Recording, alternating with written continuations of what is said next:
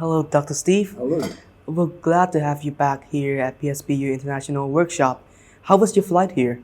Oh, coming out, the flight was delayed for over 1 hour, so that made me late arriving in Phnom Penh, which meant instead of getting here at 4:30, so we could beat the traffic, we hit the traffic at 6:30. So, What was the reason though? Was it because of the weather? I'm not sure. It was raining in Bangkok. All right. I've been to your class and I've Yes. seen you talking with the student. You guys Yes. seems to be so engaged in the conversation or the topic of what you taught them or Yes. you guys was talking about. So, what is your opinion on our student? Oh, you've got some very, well, all students are good. There's no such thing as a bad student. That's my philosophy. There's only bad teaching. And the students in Cambodia are very polite, very nice, and very keen to learn. And actually, this group that I've had this weekend, there's some very good, fairly advanced English students, very good level of English. Surprised me, which was nice. Good surprise. Thanks. I gotta thank you on their behalf. Yes, very nice. Yep. I actually saw you guys talk outside class as well, Yes. especially earlier when we left for this cafe, right? So, anyway, about your lesson, what you taught us so far, because of the cultural differences, like you live in Bangkok, right?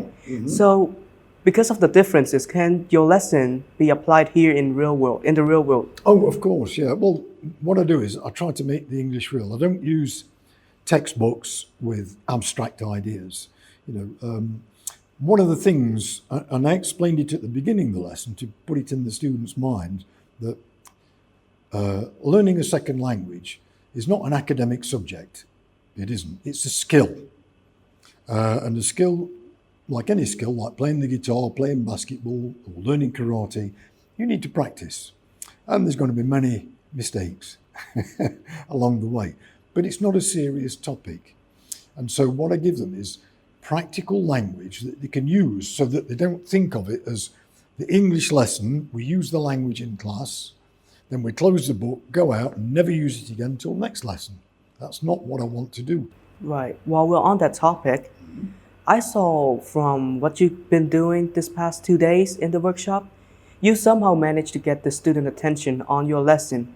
They seems to be so engaged in your topic, our lesson. Yes. And I wonder, how did you manage to do that? What are your technique? It's not really a technique. It's just I think it's my mindset. It bounces off and reflects on the students. I pull them in. What I mean by that is I get their attention and draw them in and keep them engaged. And I try to keep the lesson real, not contemporary or abstract. Real language and explain things to them, why they're having a problem with certain things. If I can see the problem, then I'll lock onto it and break that problem down. One of the students, for example, he cannot read in English. Now, that's not his fault. If we do a new subject, if we do a math class, we come in at, children come in at 0, they know nothing, and we build them up. You can't expect 5-year-olds to be doing integral calculus, So he didn't know how to read, he didn't know how to break words down into the syllables. Nobody has taught him that. They just said, here's a book, read it. Well, impossible,